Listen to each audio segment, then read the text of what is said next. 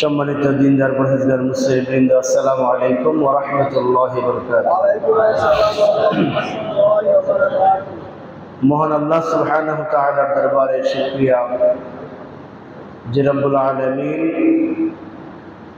আজকে সফর মাসের প্রথম জুমা আদায়ের উদ্দেশ্যে আমাদেরকে দুনিয়ার সকল কাজকর্মকে পিছনে ফেলে রেখে আল্লাহ তাআলার ঘরে এসে বসার তৌফিক দিয়েছেন। মহাগ্রন্থ আল কোরআনে কারীম থেকে সংক্ষিপ্ত পরিসরে কিছু কথা বলা এবং শোনার জন্য আমাদেরকে বাছাই করেছেন। এই জন্য আমরা শুরুতেই মুনিবের দরবারে শুকরিয়া জানাচ্ছি, আলহামদুলিল্লাহ। অসংখ্য অগণিত দুরূদ এবং সালাম বর্ষিত হোক আখির নবী, দু জাহানের সরদার, প্রিয় নবী সাইয়্যিদুল মুরসালিন খাতামুন নবিয়্যিন মুহাম্মদুর রাসূলুল্লাহ সাল্লাল্লাহু আলাইহি ওয়াসাল্লামের প্রতি সংক্ষিপ্ত পরিসরে আমরা তার উপর দুরূদ এবং সালাম পেশ করছি। আল্লাহুম্মা সাল্লি আলা মুহাম্মদ, আল্লাহুম্মা বারিক আলা মুহাম্মদ। সম্মানিত হাজিরিন, মহাগ্রন্থ আল কোরআনের ধারাবাহিক আলোচনার অংশ হিসেবে আজকে আমি তেলাওয়াত করেছি সূরা বনী ইসরাঈলের 58 এবং 59 নম্বর আয়াত।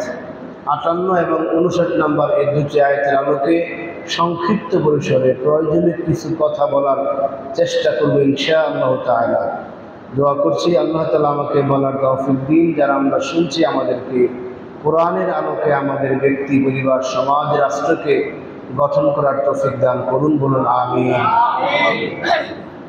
সম্মানিত হাজিরিন, গত 2 সপ্তাহ যাবত আমরা আলোচনা করছিলাম মক্কার কাফেরদের উদ্দেশ্যে আল্লাহ তাআলা যে বিষয়গুলি আলোচনা করেছিলেন। যেমন মক্কার কাফেররা আল্লাহকে বাদ দিয়ে আল্লাহর সাথে অংশীদারিত্ব স্থাপন করে বিভিন্ন মূর্তি তারা বানিয়েছিল এবং সেই মূর্তি পূজা তারা বিশ্বাসী ছিল। এই বিষয়গুলি আমরা গত কয়েক সপ্তাহ যাবৎ আলোচনা করছিলাম। আপনারা এও জানেন যে রাসূল পাক সাল্লাল্লাহু আলাইহি সাল্লাম মদিনার জিন্দেগিতে, অর্থাৎ তার রিসালাতের জিন্দেগিতে মক্কার প্রথম যুগে তিনি 3টা বিষয়ে বেশি প্রাধান্য দিয়েছিলেন। 1 নম্বর হলো তাওহীদের প্রাধান্য দিয়েছিলেন, যে আল্লাহ এক, তার কোনো শরীক নেই, তিনি অদ্বিতীয়, তিনি অমুখাপেক্ষী। সূরা ইখলাসের আলোকে তিনি তাওহীদের আহ্বান করতেন। দ্বিতীয়ত, তিনি রিসালাতের দাওয়াত দিতেন, যে তিনি আল্লাহর পক্ষ থেকে একজন রাসূল হিসেবে দুনিয়া এসেছেন। তৃতীয়ত, আখিরাত, যে দুনিয়া একদিন শেষ হয়ে যাবে, যে কোনো মুহূর্তে আল্লাহ তাআলার পক্ষ থেকে বিকট শব্দ হবে, আওয়াজ হবে, এর মাধ্যমে এই দুনিয়া চিরস্থায়ী থাকবে না, সব ধ্বংস হয়ে যাবে, কিচ্ছু থাকবে না। ওয়ায়াবকা রাব্বুকা ওয়াজহি, তোমার রবের চেহারা ছাড়া যা থাকবে সব ধ্বংস হয়ে যাবে, তিনি ছাড়া আর কিচ্ছু থাকবে না। এই কথাগুলি মক্কার কাফেররা বিশ্বাস করতে রাজি হয়নি। তারা অন্যান্য নবী রাসূলদের মাধ্যমে অন্যান্য নবী রাসূলদেরকে যেরকম আল্লাহ তাআলা বিভিন্ন মুজিজা দিয়েছিলেন, কাফেররা প্রত্যাখ্যান করেছিল। ঈসা আলাইহিস সালামকে আল্লাহ তাআলা একটা মুজিজা দিয়েছিলেন, যে তিনি মৃত ব্যক্তিকে জীবিত করতে পারতেন। যত বড় রোগী হোক না কেন, ওই রোগীকে তিনি ভালো করতে পারতেন। অন্ধ, চোখে দেখে না, ওই ব্যক্তিকে তিনি চোখের দৃষ্টি দিতে পারতেন। মুসা আলাইহিস সালামকে আল্লাহ তাআলা লাঠি দিয়েছিলেন, যেই লাঠির মাধ্যমে তিনি সাগর পার হয়ে গেছেন, যে লাঠির আঘাতের মাধ্যমে 12টি ঝর্ণা বের হয়ে আইসা সমস্ত মুসা বাহিনীকে পানি পান করেছিলেন। এরকম তারা স্পষ্ট নিদর্শন চেয়েছিলেন। আল্লাহ তাআলা এই বিষয়গুলি মক্কার কাফেররাও রাসূল পাক সাল্লাল্লাহু আলাইহি ওয়াসাল্লামের সামনে উপস্থাপন করত, যে আমরা এরকম নিদর্শন দেখতে চাই, আমরা এরকম আল্লাহর ধ্বংস আমরা দেখতে চাই, যে আল্লাহ তাআলা কিভাবে এই জনপদকে ধ্বংস করেন। বলেন নাউজুবিল্লাহ। যে পৃথিবী থাকবে না, পাহাড়গুলো তাকুনুল জিবালু কাল-ইহনিল মানফুশ, পাহাড়গুলি ধূলি কণার মতো উঠতে থাকবে। ওয়াইদাল কুবুর বু'সিরাত, কবরে যা রাখা হয়েছে সব কিছু বেরিয়ে আসবে। এগুলি রাসূল পাক সাল্লাল্লাহু আলাইহি সাল্লামের মুখে যখন কাফেররা শুনতো, এটাকে তারা কটাক্ষ করতো এবং বলতো যে আমরা এগুলি দেখতে চাই। বলেন নাউজুবিল্লাহ। আল্লাহ তাআলা এই বিষয়গুলি এখানে বলতেছেন, ওয়া ইম মিন ক্বরিয়াতিন ইল্লা নাহনু মুহলিকুহা ক্বাবলা ইয়াউমিল কিয়ামাতি আও মুআযযিবুহা আযাবান শাদীদা। আল্লাহ তাআলা বলতেছেন, রাসূল আপনি মক্কার এই কাফের মুশরিকদেরকে জানিয়ে দেন এবং কিয়ামত পর্যন্ত যত অবাধ্য স্বৈরাচারী অত্যাচারী ব্যক্তিবর্গ পৃথিবীতে আসবে এরকম সমস্ত মানুষকে আপনি জানিয়ে দেন যে আমি আল্লাহ তাআলা যদি কোনো কিছু ধ্বংস চাই সেটা অবশ্যই ধ্বংস হয়ে যাবে। এই ধ্বংসের হাত থেকে কেউ রক্ষা করতে পারবে না। এগুলি আমি যখন করব তখন সাথে সাথে এগুলি ধ্বংস হয়ে যাবে। মক্কার কাফের আজকে যেই ভুল ধারণা লিপ্ত যে ধ্বংস হবে না, এই ধারণাটা সঠিক নয়। আমি পৃথিবীর সমস্ত কিছুকে একদিন শেষ করব, ধ্বংস করব। এই পৃথিবীর কিচ্ছু স্থায়ী নয়। আপনি যা দেখেন আর যা দেখেন না, মহাশূন্যের মধ্যে অনেক কিছু আমাদের দেখার বাকি আছে। আল্লাহ বলেন যা কিছু আছে সব কিছু আমি ধ্বংস হয়ে যাব, ধ্বংস করে দেব। তবে ধ্বংস হবে দুইটা প্রক্রিয়ার মাধ্যমে। আল্লাহ সূরা এই বনী ইসরাঈলের ৫৮ নম্বর আয়াতের মধ্যে আমাদেরকে স্পষ্ট করছেন দুইভাবে আল্লাহ তাআলা ধ্বংস করেন। এক নম্বর ধ্বংস হলো যে সেটা হলো আল্লাহ বলতেছেন মুহলিকুহা ক্বাবলা ইয়াউমিল কিয়ামাতি ওয়া মুআযযিবুহা আযাবান শাদীদা। কোন বিষয়, কোন বস্তুকে আমি, কোন ব্যক্তিকে, কোন সম্প্রদায়কে স্বাভাবিক মৃত্যুর মাধ্যমে আমি ধ্বংস করে দিই।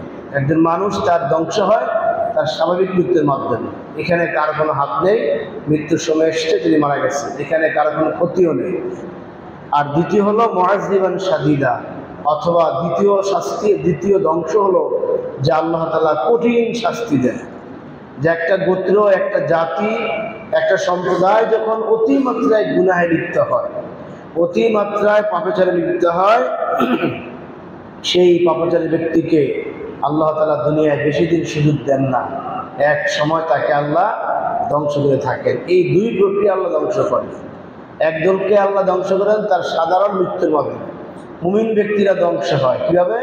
মুমিন ব্যক্তিরা নিঃশেষ হয়ে যায়, মুমিন ব্যক্তিরা পৃথিবী থেকে চলে যায়। তার চলে যাওয়া হলো একটা স্বাভাবিক প্রক্রিয়া। তিনি মৃত্যুবরণ করলেন, ইমানের সাথে তিনি চলে গেলেন, এটা হলো তার স্বাভাবিক প্রক্রিয়া। আর মুনাফিক, কাফের, মুশরিক, বেঈমান, স্বৈরাচার যারা থাকবে তাদেরকে আল্লাহ তাআলা ধ্বংস করেন কোনো আযাব বা গজব বা কোনো শাস্তির মাধ্যমে, কোনো কিছুর মাধ্যমে আল্লাহ তাআলা এগুলো ধ্বংস করে দেন। অনেকে ধারণা করেন যে একটা জাতিকে আল্লাহ তাআলা ধ্বংস করলেন, আল্লাহ তাদের উপর জুলুম করেছেন। বলেন নাউযুবিল্লাহ।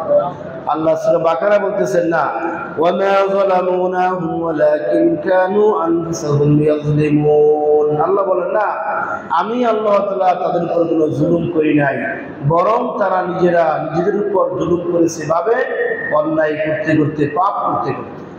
একটা মানুষ যখন একটা পাপ করবে তখন তার আত্মার উপর সে নিজেই জুলুম করবে। আদম আলাইহিস সালামকে যখন আল্লাহ তাআলা লা তাকরাবা হাযিহি শাজারাতা, ওই গাছের কাছে যেও না, যদি দাও ফাতাকুনা মিনাজ জালিমিন, তাহলে তুমি জালেম হয়ে যাবে, অত্যাচারী হয়ে যাবে। যাই হোক, শয়তানের ধোঁকায় পড়ে তারা সেখানে গেলেন এবং দোয়া করলেন, রব্বানা যালামনা আনফুসানা ওয়া ইল্লাম তাগফির লানা ওয়া তারহামনা লানাকুনান্না মিনাল খাসিরিন। আদম আলাইহিস সালাম বুঝতে পারলেন যে আমি ওই গাছের কাছে গিয়েছি, আমার একটা গুনাহের কারণ হয়েছিল, আর সেই গুনাহটা হলো আমি আমার উপর জুলুম করা।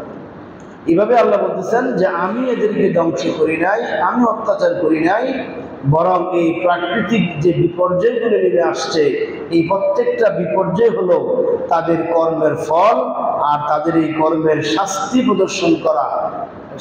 প্রদর্শন করে তাদের ক্ষতি করার উদ্দেশ্যেই আমি তাদেরকে এই সমস্ত ধ্বংসাত্মক কার্যকলাপগুলি আমি বুঝে থাকি। فذاقت وبال أمرها وكان عاقبة أمرها خسرا। আল্লাহ বলতেছেন যে এরা এই পাপের শাস্তিটা আস্বাদন করুক।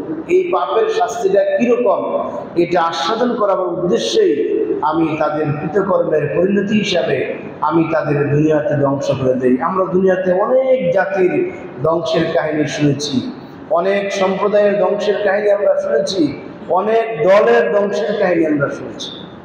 এই সমস্ত ধ্বংসগুলি আল্লাহ তাআলা কেন করান? যাতে সে বুঝতে পারে যে আমি জীবনে অনেক পাপ করেছি, অনেক অন্যায় করেছি, অনেক মানুষ মেরেছি, অনেকের হক আমি নষ্ট করেছি, এই জন্য আল্লাহ তাআলা আমাকে শাস্তি দিচ্ছেন। এটা বুঝতে হবে। এই জন্যই আল্লাহ তাআলা এই শাস্তি দিয়ে থাকে। পৃথিবীতে কোনো একটা গজব, কোনো একটা শাস্তি এমনিতে আসে, হয়তো আমরা বুঝি না। প্রত্যেকটা শাস্তি, প্রত্যেকটা আযাব গজব জাতিকে ধ্বংস করার যেই মূল কারণ সেটা হলো তাদের হাতেই সেই গুনাহগুলি তারা অর্জন করেছিল। সূরা রুমের 41 নম্বর আয়াতে আল্লাহ বলতেছেন, যাহারাল ফাসাদু ফিল বাররি ওয়াল বাহরি বিমা কাসাবাত আইদিন নাস। সাগরে অর্থাৎ জলে স্থলে যেখানেই যত বিপর্যয় হোক না কেন, সব কিছু হয় মানুষের নিজের হাতের কামাই, তার অন্যায়ের কারণে। বিমা কাসাবাত আইদিন নাস, মানুষ নিজে অন্যায় করেছে। এই জন্য আল্লাহ তাআলা এরকম ফাসাদগুলি দিয়ে থাকেন। কেন? লিযিকাহুম বা'দাল্লাযী আমিলু লাআল্লাহুম ইয়ারজিউন। আল্লাহ তাআলা দুই কারণে শাস্তি দেন মানুষ। প্রথম তো ধ্বংস করেন দুইভাবে, আবার যেগুলাকে আল্লাহ তাআলা একবার সমূলে ধ্বংস করে দেন, গোষ্ঠী সহ সবগুলো মেরে ফেলে দেন, গোটা জাতিকে আল্লাহ নিঃশেষ করেন। এটা দুই কারণে করেন। একটা হলো যাতে তারা আল্লাহর এই শাস্তিটা আস্বাদন করতে পারে। লিযিকাহুম বা'দাল্লাযী আমিলু, তারা যে আমল করছে সেই আমলের শাস্তিটা কি হতে পারে তার একটা সিমটম যেন তারা দুনিয়া দেখতে পায়। আল্লাহ তাআলা কওমে লূতকে ধ্বংস করেছেন, কওমে আদকে ধ্বংস করেছেন, কওমে সামুদকে ধ্বংস করেছেন, কওমে নূহকে ধ্বংস করেছেন। এই প্রত্যেকটা জাতি, এরকম আরো অসংখ্য জাতি যা আমরা জানি বা না জানি, যতগুলি জাতিকে আল্লাহ ধ্বংস করেছেন, প্রত্যেকটা জাতির ধ্বংসের পিছনে দুইটা কারণ ছিল। একটা কারণ ছিল যে এই জাতি যেন বুঝতে পারে যে আমাদের অন্যায় হয়েছে, আমরা অন্যায় করেছি, এই অন্যায়ের কারণে আমাদেরকে ধ্বংস করেছেন। অথবা লাআল্লাহুম ইয়ারজিউন, এদের ধ্বংসযজ্ঞ দেখে পরবর্তী পর্যায়ে যত মানুষ পৃথিবীতে আসবে তারা যেন অন্যায় থেকে ফিরে আসে। বলেন সুবহানাল্লাহ। আমাদের জন্য এখন আয়াতের এই শেষের অংশটি আমলযোগ্য। তারা তো যারা অত্যাচারে ছিলেন তারা ধ্বংস হয়ে গেছে, তারা এখন আর নাই, তারা শাস্তি ভোগ করছেন। আমাদের জন্য এখন উচিত হলো লাআল্লাহুম ইয়ারজিউন, যাতে করে আমরা অদূর ভবিষ্যতে আল্লাহর দিকে, আল্লাহ রাসূলের রহমতের দিকে আমরা ফিরে আসতে পারি। এই জন্য আল্লাহ তাআলা আমাদেরকে এখান থেকে শিক্ষা দিয়েছেন। সম্মানিত হাজিরিন, আল্লাহ তাআলা বান্দার মঙ্গল চান। পৃথিবীতে যত বান্দা আছে, হোক সে কাফের, মুশরিক, বেঈমান, আস্তিক, নাস্তিক, যত বান্দা আছেন, প্রত্যেকটা মানুষ কিন্তু আল্লাহর সৃষ্টি বান্দা, ঠিক কিনা? আল্লাহর সৃষ্টি বান্দা প্রত্যেকটা মানুষ। এই প্রত্যেকটা মানুষের মঙ্গল আল্লাহ চান। এই মঙ্গল চাওয়ার কারণেই আল্লাহ তাআলা বান্দাকে মাঝে মধ্যে বিপদ দেন। বিপদ আপদ মুসিবত দিয়ে, গজব দিয়ে আল্লাহ তাআলা এই জানাতে চান যে এটা তোমাকে আমার দিকে ফিরে আসার জন্য একটা সংকেত, একটা সিগন্যাল। বলে সুবহানাল্লাহ। কোনো বিপদ আপদে আমরা হতাশ হতে পারবো না। কোনো বিপদ আপদে হতাশ হওয়া যাবে না। যত বিপদ আসবে প্রত্যেকটা বিপদে ধৈর্য ধারণ করতে হবে, আর বুঝতে হবে যে আল্লাহ তাআলা আমাকে অন্যায় কাজ থেকে ফিরার জন্য আমার এই কি বলতেছেন যে আমাকে একটা বিপদ দিলেন। তখন চিন্তা করতে হবে, মনে হয় আমি কোনো অন্যায় লিপ্ত আছি, কোনো কবিরা গুণের কাজ আমার দ্বারা হচ্ছে। চিন্তা করতে হবে যে আমি কি অন্যায় করতেছি, আমার হঠাৎ এই বিপদটা কেন আসলো, হঠাৎ কেন আমার দোকানে আগুন লেগে সব পুরো ছাই হয়ে গেল, আরও তো 5টা দোকান ছিল সেখানে কেন লাগেনি, হঠাৎ কেন আমার এই ছেলের মধ্যে, আমার মেয়ের উপর দিয়া, আমার স্ত্রীর উপর দিয়ে, আমার উপর দিয়া এই বিপদটা কেন আসে। এরকম হঠাৎ যখন কোনো বিপদ আসে তখন মুমিন ব্যক্তির চিন্তা হলো, তখন সে ফাইন্ড আউট করবে যে আমি কি অন্যায় করতেছি। আমার দৃষ্টিতে ভালো, কিন্তু এটা আল্লাহর দৃষ্টিতে অন্যায়, হাদিস এবং কোরআনের দৃষ্টিতে অন্যায়। এই জন্য হয়তো বা আমার এই গজবটা আসছে। প্রত্যেকটা বিপদ, যত বিপদ আসবে, রাসূল পাক সাল্লাল্লাহু আলাইহি সাল্লাম বলেছেন, মুমিন ব্যক্তির পায়ে যদি একটা কাঁটা বিঁধে, একটা কাঁটাও যদি লাগে, সেই কাঁটার মধ্যে কাঁটা লাগার ফলে যে সে মানসিক কষ্ট পেল, একটু ব্যথা অনুভব করলো, তার একটু সময় লস হলো, এটাও কোনো না কোনো একটা কারণে আল্লাহ তাআলা ঘটিয়েছেন। সুবহানাল্লাহ। আর যদি কোনো সতর্কের জন্য না হয়, অন্তত তার জীবনে যে একটা পাপ গুনাহ মুছার জন্য আল্লাহ তাআলা তাকে বিপদ দিয়েছে। বিপদে মুমিনের কোনো লস নাই, বিপদ আসবে, সে আল্লাহর কাছে সাহায্য চাবে, ধৈর্য প্রার্থনা করবে এবং নিজের সংশোধন হওয়ার সুযোগ পাবে। লাআল্লাহুম ইয়ারজিউন, সাথে সাথে সে এই সংশোধন হওয়ার চেষ্টা করবে। এই সংশোধন হওয়ার জন্য তাকে কয়েকটা অবস্থা অবলম্বন করতে হবে। যেমন এক নম্বর কাজ হয়েছে, সে যদি তার 10টা পাপ খুঁজে বার করলো, যে আমার যে বিপদটা এসেছে এই বিপদটা আমি মনে করতেছি এই 5টা বা 6টা বা 10টা গুনাহের কারণে আমার বিপদটা এসেছে, তখন সে এই 10টা বা 5টা গুনাহ থেকে বাঁচার জন্য, গুনাহ পরিত্যাগ করার জন্য সে প্রাণান্তকর চেষ্টা করবে এবং দৃঢ় সংকল্প, দৃঢ় চেষ্টা এবং সংকল্প করবে যে আমি একজন মুমিন হিসাবে, যেহেতু আল্লাহ আমাকে বিপদ দিয়েছেন, হতে পারে আমাকে এই কারণেই আল্লাহ বিপদ দিয়েছেন, এজন্য সে ওই পাপটাকে ছাড়ার জন্য প্রাণান্তকর চেষ্টা করবে এবং দৃঢ় সিদ্ধান্ত নেবে এই কাজটা সে জীবনে করবে না। দ্বিতীয় যেই কাজটা হবে, সে আল্লাহর নিকট চোখের পানি ফেলে কান্নাকাটি করবে যে আল্লাহ, আমি তোমার বান্দা, আমি অনেক ভুল করেছি, এই অন্যায়গুলি আমার দ্বারা হচ্ছে, আমি এই অন্যায়গুলি আর করব না, দয়া করে তুমি আমাকে তৌফিক দিও। এরকম দোয়া করতে হবে। আল্লাহ তাআলা যদি কোনো বান্দার দ্বারা ভালো কাজ করান, অবশ্যই তিনি ভালো কাজ করতে পারবেন। আল্লাহ তাআলার দ্বারা যদি কোনো বান্দাকে যদি আল্লাহ তাআলা অন্যায় কাজ করান, সারা দুনিয়ার মানুষ চেষ্টা করে তার দ্বারা ভালো কাজ করাতে পারবে। কথা বুঝে আসছে কিনা? এই জন্য আমাদের উচিত হবে, যখনই কোনো অন্যায় হবে, অন্যায় হওয়ার সাথে সাথে তওবা করা, অন্যায় হওয়ার সাথে সাথে গুনাহ মাফের জন্য আল্লাহর কাছে সাহায্য চাওয়া, তাহলে আল্লাহ তাআলা মাফ করবেন এবং তাকে অন্যায়ের কাছ থেকে দূরে সরে রাখবেন। আর যদি তিনি মাফও না চান, অনুতপ্ত না হন, চেষ্টাও না করেন, তখন তার দ্বারা আস্তে আস্তে গুনাহের সংখ্যা বাড়বে, বাড়তে বাড়তে বাড়তে বাড়তে এমন একটা পর্যায়ে হবে, তখন গুনাহের কাজটা তার কাছে আর গুনাহ মনে হবে না, তার কাছে ইজি হয়ে যাবে, আর গুনাহের কাজ মনে হবে না। যে সমস্ত মা বোনরা বেপরদায় চলে, এই বেপরদা করা চলাফেরা যে কত বড় গুনাহের কাজ, এটা সে তার অনুভূতিতে নাই। এই বেপরদা চলাটাকে তিনি এখন কোনো গুনাহের কাজ মনে করেন না, এটাকে তিনি একটা স্বাভাবিক কাজ হিসেবেই মেনে নিচ্ছে। যে ব্যক্তি কথায় কথায় মিথ্যা কথা বলেন, মানুষকে ধোঁকা দেন, প্রতারণা করেন, ওই ব্যক্তি এই মিথ্যা কথা, প্রতারণা দেওয়া, ধোঁকাটা, এটা এখন সে আর অন্যায় মনে করেন না। সে অহরহ সে ধোঁকা দিচ্ছে, মিথ্যা কথা সে বলেই বেড়াচ্ছে, কারণ সে অন্যায়কে অন্যায় জেনে আল্লাহর কাছ থেকে পানা চায় নাই অন্যায় থেকে ফেরার জন্য। সে কাঁদে নাই, সে গুনাহ থেকে ফেরার তার ভিতরে কোনো চেষ্টা, তার অনুভূতি ছিল না। এই জন্য মুমিন ব্যক্তি যখনই কোনো অন্যায় কাজ করবে, অন্যায় হওয়ার সাথে সাথে সে ব্যক্তি আল্লাযীনা ইযা ফাআলু ফাহিশাতান, যখনই সে কোনো অন্যায় কাজ করবে, গর্হিত কাজ করবে, যাকারাল্লাহ, সাথে সাথে সে আল্লাহকে স্মরণ করবে। এটা তার উচিত, এটা তার দায়িত্ব। যদি এই অনুভূতি না হয়, তাহলে বলা যেতে পারে যে আমি এখনো মুমিন হতে পারি নাই।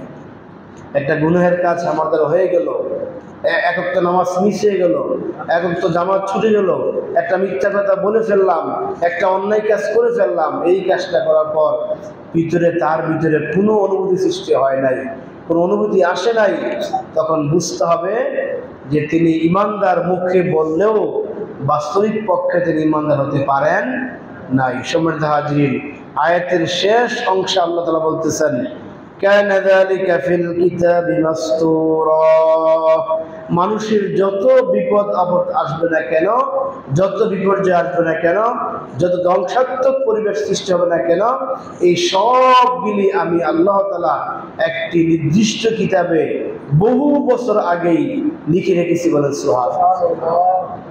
আজকে এখানে যা ঘটনা ঘটবে, এখন যা ঘটছে, একটু পরে যা ঘটবে, সব কিছু আল্লাহ তাআলা পৃথিবী সৃষ্টির 50,000 বছর আগেই লাউহে মাহফুজ, একটা সংরক্ষিত ফলক, সেখানে আল্লাহ তাআলা সব লিখেছেন। বলেন সুবহানাল্লাহ, সব লেখা আছে।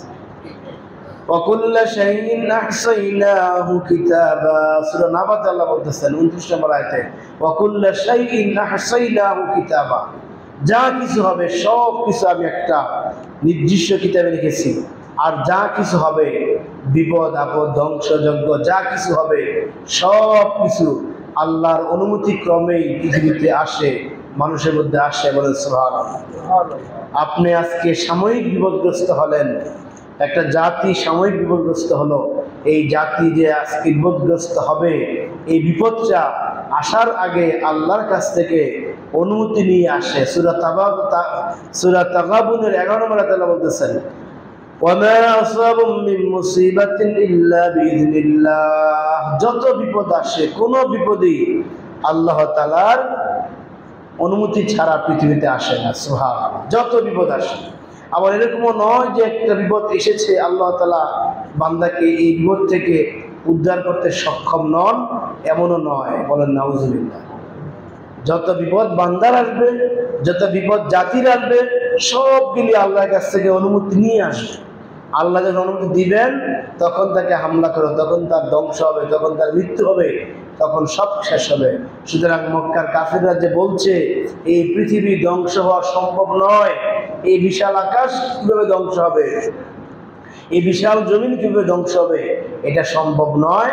এটা মুহাম্মদ সাল্লাল্লাহু আলাইহি সাল্লামের নিজস্ব একটা কল্পনা কাহিনী। বলেন নাউজুবিল্লাহ। এটা মক্কার কাফিররা বলতেন না। আল্লাহ তাআলা তাদেরকে জানাইলেন যে না, সব ধ্বংস হবে। কুল্লু মান আলাইহা ফান, সব শেষ। ওয়া ইয়াবকা ওয়াজহু রাব্বিকা যিল জালালি ওয়াল ইকরাম, শুধু তোমার রব থাকবেন আর কিচ্ছু থাকবে না। এক সময় কিচ্ছু ছিল না, শুধু আল্লাহ ছিলেন। হুয়াল আউয়াল ওয়াল আখির ওয়াল যাহির ওয়াল বাতিন ওয়া বিকুল্লি শাইইন আলিম। কিচ্ছু ছিল না, শুধু তিনি ছিলেন। আবার একটা সময় আসবে কিচ্ছু থাকবে না, শুধু কে থাকবেন? আল্লাহ থাকবেন।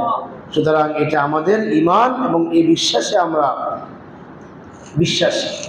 এই বিশ্বাস করতে হবে যখনই ধ্বংস আসবে, যখনই বিপদ আসবে, এই আল্লাহর অনুমতি নিয়ে আসবে এবং সেগুলি সব ওয়াকানা যালিকা ফিল কিতাবি মাসতুরা, আল্লাহ তাআলা আগেই আমার ভাগ্যে লিখে রেখেছে।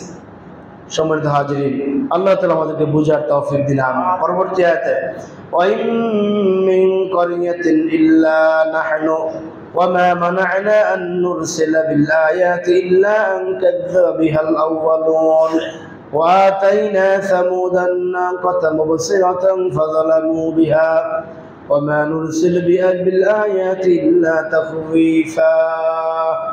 এই 59 নম্বর আয়াতে আল্লাহ তাআলা বলতেছেন, হে রাসূল, আমি আপনার কাছে বিভিন্ন ধরনের আযাব গজব প্রেরণ করি না। না করার কারণ হলো, এই আযাব গজব প্রেরণ না করার কারণ হলো যাতে করে পূর্ববর্তী লোকদের মতো আপনার জাতীয় ধ্বংস না হয়ে যায়। এই আয়াতের শায়নুজুল হলো তা মক্কার কাফেররা প্রায় রাসূল পাক সাল্লাল্লাহু আলাইহি ওয়াসাল্লামের কাছে গিয়ে বলতো যে মুহাম্মদ, তুমি যে নতুন একটা আবদার করছো যে পৃথিবী ধ্বংস হয়ে থাকবে, ধ্বংস হয়ে যাবে, এবং ইতিপূর্বে তুমি যে আল্লাহ নবী, এই সমস্ত বিষয়গুলি আমাদের বিশ্বাস হচ্ছে না। এগুলা বিশ্বাস করার জন্য অন্যান্য নবী রাসূলুল্লাহ যেরকম বিভিন্ন ধরনের মুজিজা নিয়ে এসেছিল, যেটা আমি আলোচনা শুরুতে বলেছিলাম যে ঈসা আলাইহিস সালামকে আল্লাহ তাআলা একটা লাঠি দিয়েছিলেন, মুসা আলাইহিস সালামকে আল্লাহ তাআলা একটা লাঠি দিয়েছিলেন, যেই লাঠির মাধ্যমে মুসা আলাইহিস সালাম পাথরের মধ্যে আঘাত করে সেখান থেকে পানি বের করে পুরো জাতিকে পান করিয়েছিলেন। যেই লাঠির মাধ্যমে সেই সাগর, লোহিত সাগর পাড়ি দিয়ে ওই পারে নিরাপদে পার হয়ে গিয়েছিলেন, এরকম একটা মুজিজা তুমি আমাদেরকে দেখাও। তারাই দাবি করেছিল। এই দাবিগুলি তারা প্রায় করত। যে ঈসা আলাইহিস সালামকে আল্লাহ তাআলা একটা মুজিজা দিয়েছিলেন, যেই মুজিজার মাধ্যমে তিনি মৃত মানুষকে জীবিত করতে পারতেন। একটা জন্মান্ধ যে কখনো চোখের আলো তার মধ্যে ছিল না, ওইরকম মানুষকে তিনি আলো ফিরিয়ে দিতে পারতেন। এই সমস্ত মুজিজা আমাদেরকে দেখাও। আবার একজন এসে বলতো যে মুহাম্মদ, তুমি যে আল্লাহ নবী, এই নবী আমরা তোমাকে তখনই মানব, আজকে আমরা গরিব মানুষ, মক্কা এই প্রান্তরটা পুরোই গরিব অধিবাসী। সুতরাং তুমি আমাদের সাফা মারওয়া যে পাহাড় দুটি আছে, আমাদের কোনো কাজে লাগতেছে না পাহাড়গুলি, তুমি এই পাহাড়গুলিকে স্বর্ণে রূপান্তরিত করে দাও। তাহলে আমরা এই স্বর্ণগুলো বিক্রি করে আমরা গোটা মক্কাবাসী পৃথিবীর সেরা ধনী হয়ে যাব। কারণ সাফা মারা পাহাড় যে স্বর্ণ হয়ে যায়, বিশাল সম্পদের মালিক।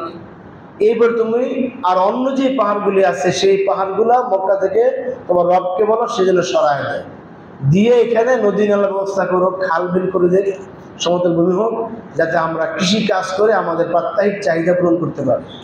স্বর্ণ বিক্রি করে আমরা ধনী হব, আর জমি চাষ করে আমরা প্রাত্যহিক সমস্ত চাহিদা পূরণ করতে পারবো। তুমি তোমার রবকে এই কথাগুলি বলো। এই দাবি তারা করতে প্রায় এসে আল্লাহ তাআলা ওহীর মাধ্যমে রাসূলকে জানালেন, হে আমার প্রিয় হাবিব, আপনার এই মূর্খ জাতি আপনার কাছে যা প্রত্যাশা করছে আমি সেগুলো দিতে সক্ষম। এখন আপনার কাছে আমার দুইটা প্রশ্ন। একটা হলো, আমি এই জাতিকে এই সমস্ত তাদের চাহিদা অনুযায়ী সব দেব, সাফা মারাকে স্বর্ণের পাহাড় বানাবো, আমি এখানে এদেরকে এই পাহাড়গুলি সরাইয়া এখানে সমতল ভূমি করে নদী নালা দিব, এরা চাষাবাদ করতে পারবে। এখন আমার শর্ত হলো এই কাজগুলি করার পর তারা তোমাকে বিশ্বাস করবে কিনা। যদি না করে তাহলে আমি কিন্তু তাদের পুরা গোষ্ঠী সহ সবগুলি ধ্বংস করে দেব। এই 1 নম্বর শর্ত। আর দ্বিতীয় শর্ত হলো, তুমি যদি এদেরকে হেদায়েত চাও তাহলে এদেরকে অবকাশ আমি দিতে পারি। এখন আমি কোনটা করব? আমি কি অবকাশ দিব নাকি তাদের চাহিদা অনুযায়ী মর্যাদা দিব? আল্লাহ রাসূল বলেন, ইয়া আল্লাহ, যেহেতু এই মানুষগুলি ঈমান আনে নাই এবং আমার বিশ্বাস, আমার ধারণা তারা ঈমান আনবে না, সুতরাং আপনি এদেরকে অবকাশ দিন, এদেরকে ধ্বংস করেন না। সুবহানাল্লাহ। দয়ার নবী, মায়ার নবী, তিনি অবকাশ চাইলেন, আল্লাহ তাআলা অবকাশ দিলেন। এবং কিয়ামত পর্যন্ত উম্মতে মুহাম্মাদী যারা রাসূলকে একবার বিশ্বাস করে নিয়েছেন, এরা যতই অত্যাচার করুক না কেন, অনাচার করুক না কেন, আল্লাহ তাআলা কোনো জাতিকে সমূলে ধ্বংস করবেন না। যার ফলে এখন আসমানি যে অন্যান্য গজব যেগুলো আসতো আগের জমানায়, ওই গজবগুলি এখন আসে। এখন আসে সাধারণ টর্নেডো, সাইক্লোন, ভূমিধস, ভূমিকম্প, এগুলো মাঝে মধ্যে আল্লাহ সিগন্যাল দেন যাতে আমরা সতর্ক হতে পারি। কিন্তু ওই যে একবারে কওমে আদের মতো সবগুলাকে বিকট শব্দ করে, সবগুলাকে ভূমির উপরে একবারে আছর মেরে একবারে সব শেষ করে দিচ্ছেন, এরকম করবেন না। আল্লাহ তাআলা রাসূল সাল্লাল্লাহু আলাইহি ওয়াসাল্লাম এই দোয়া করলেন, তখন এই আয়াত নাযিল হলো। আল্লাহ রাসূলকে জানাই দিলেন, হে রাসূল, আমি ওয়ামা মানা'না, যে আমি আপনাকে আন নুরসিলা বিআয়াতিন, আমার এই নিদর্শনগুলো দেই না এই কারণে, ইল্লা আন কাযযাবা বিহাল আউয়ালুন, এই সমস্ত মানুষগুলির ব্যাপারে আমার জানা আছে। আপনি ভবিষ্যৎ জানেন না, কিন্তু আমি আল্লাহ জানি। পূর্ববর্তীরা যেরকম অস্বীকার করেছিল, মিথ্যা করেছিল, মিথ্যাবাদী হয়েছিল, এই সমস্ত মানুষগুলো মিথ্যাবাদী হবে। এই জন্য আমি এদেরকে, আপনি যে এরা যে চাহিত, এরা যে শাস্তি চাচ্ছে, যে ধ্বংস চাচ্ছে, আমি ওটা দিচ্ছি না। অর্থাৎ ধ্বংস চাওয়া মানে হলো মর্যাদা চাওয়া। মর্যাদা চাওয়া হলো ধ্বংস চাওয়া, কারণ এরা তো ঈমান আনবে না। আল্লাহ রাসূলের অনেক মর্যাদা দেখিয়েছে, দেখার পর ঈমান আনবে না। সম্মানিত হাজিরিন, ওয়াতাইনা সামুদান নাকাতা মুবসিরাতান ফাযালামুহা, আল্লাহ বলেন যে এদেরকে জানায় দেন যে আমি ইতিপূর্বে সামুদ জাতির কাছে সালেহ আলাইহিস সালামের মাধ্যমে একটা উট তাদেরকে আমি দিয়েছিলাম। অর্থাৎ সালেহ আলাইহিস সালামকে আল্লাহ তাআলা সামুদ জাতির কাছে প্রেরণ করেছিলেন।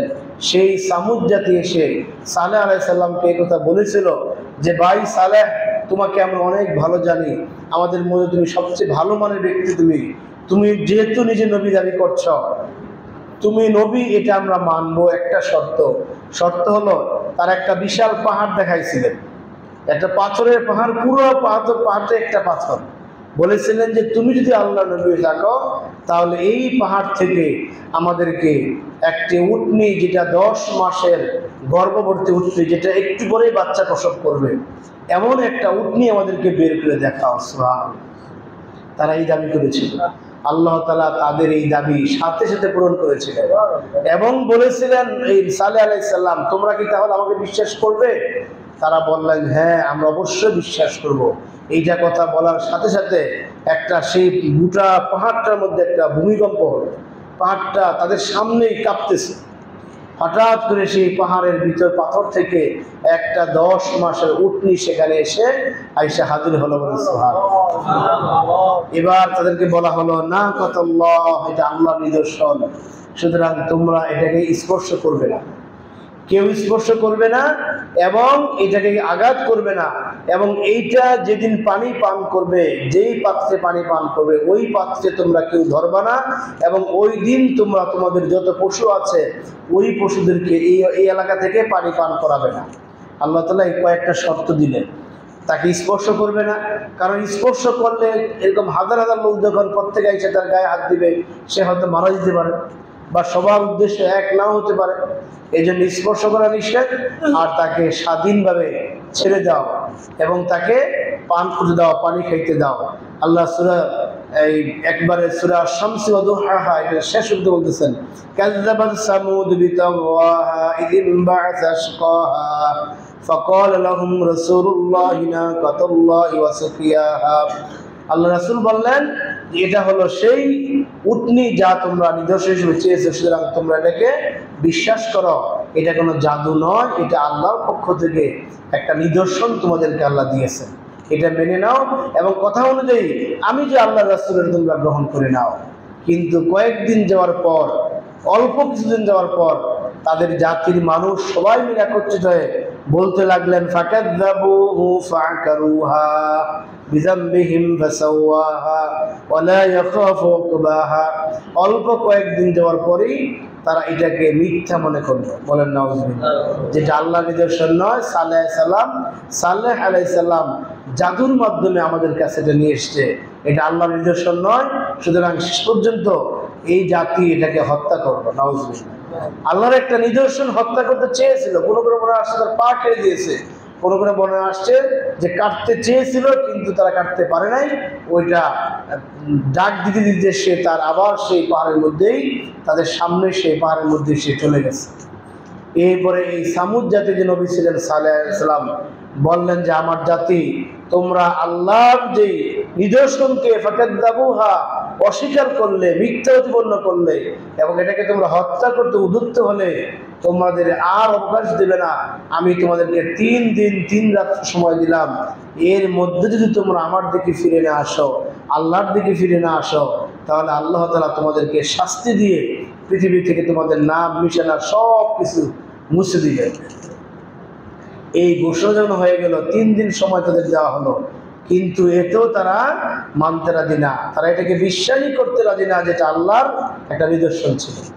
শেষ পর্যন্ত 3 দিন অতিবাহিত হওয়ার পর এরকম দিন রাতের বেলা সন্ধ্যা রাত্রে আল্লাহ তাআলা জিবরাইলকে পাঠিয়ে সালেহ আলাইহিস সালামকে বললেন যে আপনার যারা ঈমানদার ছিল, ঈমান এনেছে, তাদেরকে নিয়ে আপনি বাড়ি থেকে এই সন্ধ্যার মধ্যে বের হয়ে যান, আজকে শেষ সাথে আঘাত করা হবে, খবরদার আপনি কিন্তু এই যাওয়ার সময় পিছনে তাকাবেন না, রাত্রিকালীন সফরে আপনি পিছনে তাকাবেন না, এটা আপনার তাকানো নিষেধ। কারণ পিছনে কি ঘটনা ঘটবে এটা দেখে হয়তো আপনার অন্তরে মায়া লাগতে পারে, যে জাতিকে আপনি সতর্ক করেছেন, এখন তাদের এই অবস্থা দেখে আপনার মায়া লেগে আপনি আবার আল্লাহর কাছে দোয়া করতে পারেন যে আল্লাহ এই জাতিকে মাফ করো, তখন আল্লাহ তাআলা আপনার দোয়াটা ফিরিয়ে দিতে আল্লাহর কষ্ট হবে, এই জন্য আপনি পিছনে তাকাবেন। এই ফেরেশতাদের সতর্কবার্তা অনুযায়ী আল্লাহ রাসূল সালেহ আলাইহিস সালাম তার ভক্তবৃন্দকে নিয়ে তিনি এলাকা ছেড়ে চলে গেলেন, অন্য এলাকায় হিজরত করলেন। সকালের মধ্যেই আল্লাহ তাআলা তাদের এমনভাবে ভূমিধস দিলেন, এমন ভূমিকম্প হলো, একবারে সেই মানুষগুলিকে বাড়িঘর যা ছিল সব কিছু আল্লাহ তাআলা মাটির সাথে মিশিয়ে দিলেন, সব শেষ করে দিলেন। সেই ধ্বংসযজ্ঞ এখন আরব দেশগুলোতে বিভিন্ন জায়গায় সেগুলি আছে। আল্লাহ তাআলা রাসূল পাক সাল্লাল্লাহু আলাইহি ওয়াসাল্লামকে বললেন, আপনার উম্মতকে যদি আপনি চান তাহলে আমি নিদর্শন দেখাবো, গোটা সাফা মারওয়াকে আমি স্বর্ণে পরিণত করব, এখানে নদী নালা দিয়ে একটা শস্য শ্যামলভূমি করে দিব। কিন্তু এরা যদি আমাকে বিশ্বাস না করে, আপনাকে বিশ্বাস না করে, তাহলে আমি কিন্তু একবারে এই কওমে আদ এবং সামুদের মতো আপনার এই জাতিকেও আমি একবারে শেষ করে দিব। রাসূল পাক সাল্লাল্লাহু আলাইহি ওয়াসাল্লাম এটা চান নাই, যার ফলে কিয়ামত পর্যন্ত আমরা যত অন্যায় করি না কেন, যত অত্যাচার করি না কেন, আল্লাহ তাআলা আমাদেরকে ওদের মতো ধ্বংস করবেন। ওদের মতো ধ্বংস যদি আমাদের করা হতো তাহলে আমরা আরো বহু আগেই শেষ হইতাম। কারবালার ময়দানে হুসাইন রাদিয়াল্লাহু তাআলা আনহুর সাথে এজিদ কর্তৃক যেই ব্যবহার করা হয়েছিল, পৃথিবী ওই দিনই তো শেষ হয়ে যাওয়ার কথা ছিল, ঠিক কিনা? যে আল্লাহ রাসূলের নিজের নাতি, যাকে আল্লাহ রাসূল কত বলে কাহিনী নিয়েছেন, কত চুমু খেয়েছেন তার সারা শরীরে, এমন একজন ব্যক্তিকে তার বুকের উপরে বসে সেখান থেকে তার শিরচ্ছেদ করা, এটা কত বড় একটা অন্যায় কাজ ছিল। আল্লাহ যদি ধ্বংস করতেন এই অন্যান্য জাতির মতো, ওই দিন পৃথিবীকে আল্লাহ তাআলা ধ্বংস করে দিতেন। এমন বহু ঘটনা কিন্তু ইতিমধ্যে বিভিন্ন দেশে বিভিন্ন জায়গায় এরকম লোমহর্ষক ঘটনা মানুষ ঘটিয়েছে। আল্লাহ তেমন কোনো শাস্তি তাদেরকে দেন নাই। এর কারণ হলো আল্লাহ সুযোগ দিচ্ছেন, দেখি এই মানুষগুলা ভালো হয় কিনা, এই মানুষগুলি আমার প্রতি ফিরে আসে কিনা।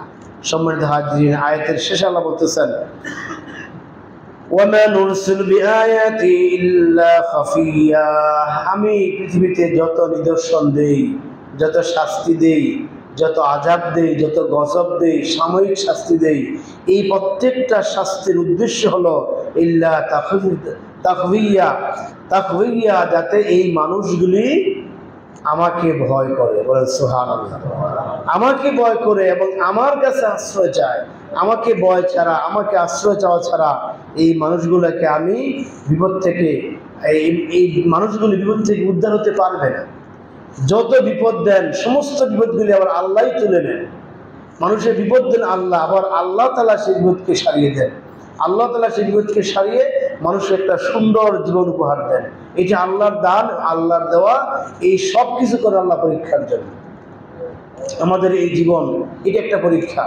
আমরা হঠাৎ করে মরে যাওয়া একটা পরীক্ষা, অসুস্থ হয়ে যাওয়া সব কিছু। আল্লাযী খালাকাল মাউতা ওয়াল হায়াতা লিয়াবলুয়াকুম আইয়ুকুম আহসানু আমালা, সূরা মুলুকের একেবারে 2 নম্বরে তাআলা বলতেছে যে আমি সমস্ত মানুষকে সৃষ্টি করেছি, তার জন্ম, তার মৃত্যু এবং এই মাঝখানে তার যত বিপদ আপদ আসবে সবগুলি বিপদ আপদ হবে আইয়ুকুম আহসানু আমালা।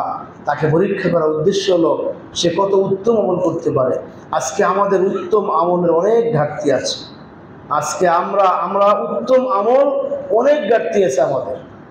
আমরা কিছু কিছু আমলকে মানে এটাইকে আমরা কিছু কিছু আমল, আমরা কিছু আনুষ্ঠানিক আমলকে আমরা যথেষ্ট মনে করতেছি। এই আমলের মধ্যে খুলুসিয়াতের অনেক অভাব রয়েছে, আমলের মধ্যে ঐকান্তিকতার অনেক অভাব রয়েছে।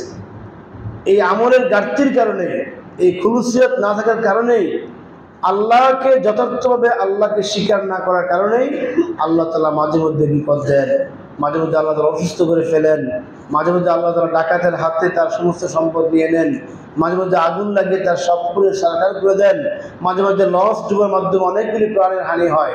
এর উদ্দেশ্য হলো যারা জীবিত থাকবে, যারা পরবর্তী প্রজন্ম আছে, প্রত্যেকে যেন এখান থেকে শিক্ষা গ্রহণ করে যে আমাদেরকে আল্লাহ তাআলা ওদের বিপদ দেওয়ার মাধ্যমে আমাদেরকে আল্লাহ তাআলা সতর্ক করতেছেন। এই সতর্ক হওয়ার মাধ্যমেই মানুষটা তার আমলটা সুন্দর করবে এবং আমলটাকে সে সঠিক করবে, আহসানা আমালা, উত্তম আমল করবে। মানুষগুলো যদি উত্তম, পৃথিবীতে আমাদেরকে আল্লাহ তাআলা উত্তম করে বানিয়েছেন।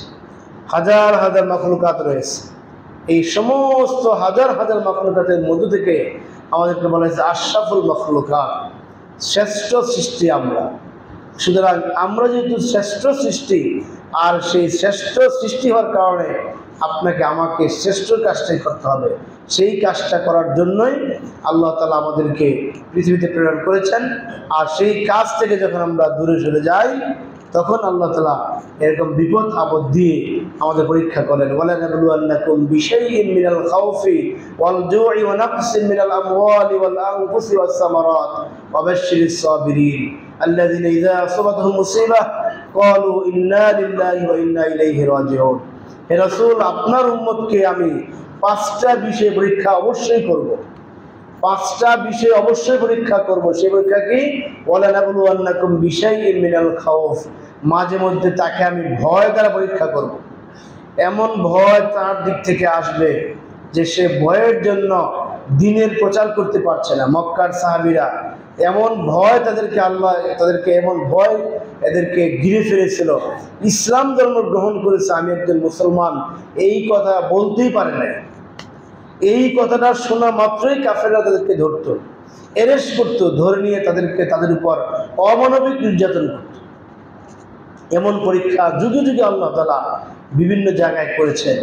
আমাদের বাংলাদেশে একটা সময় ছিল কোরআনের সঠিক কথাগুলি মানুষের সামনে বলতে গেলেই সমস্যা ছিল, ধরা হতো, এরেস্ট করা হতো, সন্দেহ করা হতো, তালিকাভুক্ত করা হতো। অনেক মানুষকে এরকম এরেস্ট করে রিমান্ডে নিয়ে আয়না করে রেখে দিয়েছিল যে তারা কোরআন থেকে সত্য কথাগুলি মানুষের সামনে বলার কারণে। এই যে একটা ভয় ছিল যে কোনটা বলতে কোনটা বলে ফেলি, আবার কি হয়ে যায়, এই যে একটা ভয়, এটা আল্লাহ বলতে একটা পরীক্ষা। কিন্তু এই ভয় যদি কেউ ভীত হয়ে সত্যকে ছেড়ে দেয়, সত্যকে গোপন করে, তাহলে আল্লাহ তার জন্য শাস্তি রেখেছে, ঠিক কিনা? দুনিয়ার শাস্তি সামান্য শাস্তি, সামান্য কালির একবার অল্প অল্প, কিন্তু আখিরাতের শাস্তি এটা অনেক বড় মাপের শাস্তি। ওয়াল জু, আল্লাহ তাআলা মাঝে মাঝে তোমাদের ক্ষুধা দিয়ে পরীক্ষা করবে। অনেক মানুষ আছে যে তার যে ইনকাম, তার যে অবস্থা, ইনকাম দিয়ে সে পেট পুরে খেতে পারে না, অথবা পেট পুরে খেতে পারলেও দামি দামি যে খাবারগুলি আছে সেই খাবারগুলি সে কিনতে পারে না। এটা আল্লাহ তাআলা তাকে ক্ষুধা দিয়ে তাকে পরীক্ষা করছে। আজকে বাজারে তো অনেক ইলিশ মাছ আছে, সবাই কিনতে পারে। একটা ইলিশ মাছের 3000 টাকা দাম হয়, তাহলে যে ব্যক্তিটা দৈনিক ইনকাম করে 500 টাকা, সে কি তার সারা বছরে কোনো একদিন একটা ইলিশ মাছ কিনে খেতে পারবে? তার সম্ভব না। এই যে আল্লাহ তাআলা এই ক্ষুধার মাধ্যমে এরকম মানুষকে পরীক্ষা করে, এইটা বুঝতে হবে তার পরীক্ষা। ওয়ানাকসিম মিনাল আমওয়াল, তার মালের ক্ষতি হয়ে গেছে। হঠাৎ করে তার মালের ট্রাকটা ঢাকা থেকে নারায়ণগঞ্জে সে মালামাল বোঝাই করে দিয়ে আসছে, সকালে আসবে, হঠাৎ করে আসার চিটাঙ্গ সেটা খাতে পড়ে গিয়ে তার মাল নষ্ট হয়ে গেছে। এই যে ক্ষতি হলো, মালের ক্ষতি। তার দোকানে আগুন লেগে সব পুরো ছাই হয়ে গেল, রাতের বেলা চোরের শাটার কেটে সব নিয়ে গেল। এই যে মালের ক্ষতি, এগুলি আল্লাহ তাআলা পরীক্ষার জন্য দিয়ে থাকে। এই পরীক্ষা হলো সামারাত, ফসলাদির ক্ষতি। একেবারে ভালো ফসল আর 2-1 দিন পরে সেগুলা কেটে ঘরে নিয়ে আসবে, যেদিন কাটবে তার 2-1 দিন আগে হঠাৎ করে শিলাবৃষ্টি, অগ্নিঝড় এসে সবগুলি মাটির সাথে মিশিয়ে দিয়ে একবারে পানিতে সব বেশি গিয়েছে। এরকম হয় কি না? এটা হলো ফসলের ক্ষতি। এরকম জানের ক্ষতি, মালের ক্ষতি, ফসলের ক্ষতি। হঠাৎ করে অসুস্থ হয়ে লোকটা মারা গেল, এই যে ক্ষতি হচ্ছে, এই সমস্ত ক্ষতিগুলি হলো আল্লাহর পক্ষ থেকে কিতাবে লিখিত, সেগুলি আসবে এবং সেগুলি আল্লাহর কাছ থেকে অনুমতি নিয়ে আমাদের কাছে আসে। সুতরাং এই অবস্থায় অবশ্যই সাবিরিন, আপনি এই ধৈর্যশীল যারা আছে তাদেরকে সংবাদ দান করুন। আল্লাযীনা ইযা আসাবাতুহুম মুসিবাহ ক্বালু ইন্না লিল্লাহি ওয়া ইন্না ইলাইহি রাজিউন, যখন তারা এই বলে ঘোষণা দেয় যে আমি আল্লাহর জন্য এবং আল্লাহর দিকেই ফিরে যাব, এই সব কিছু আল্লাহর পক্ষ থেকে আসছে, তখন আপনি ঘোষণা দিন যে উলাইকা, এরা হলো সেই ব্যক্তি যারা কান মুহতাদুন, আয়াতে সে হচ্ছে তারা হলো হেদায়েতপ্রাপ্ত এবং সঠিক পথপ্রাপ্ত। বলেন সুবহানাল্লাহ। সুতরাং আমরা যে বিপদ মুসিবতগুলি আসছে, এগুলি আল্লাহর পক্ষ থেকে এসেছে, আল্লাহর পক্ষ থেকে আসে, এগুলা বুঝে শুনে আমাদেরকে চলতে হবে। কোনো বিপদে মুমিন হতাশ হতে পারবে না। প্রত্যেকটা বিপদেই মুমিনের জন্য আল্লাহ তাআলা শিক্ষা রেখেছেন। আল্লাহ তাআলা আমাদেরকে সেই কাফেরদের যে মন মানসিকতা, যে নবী হওয়ার জন্য বড় কিছু ঘটাতে হবে, এরকম মন মানসিকতা থেকে আমাদেরকে বাঁচার তৌফিক দিন। আমিন। সম্মানিত হাজিরিন, আল্লাহ তাআলা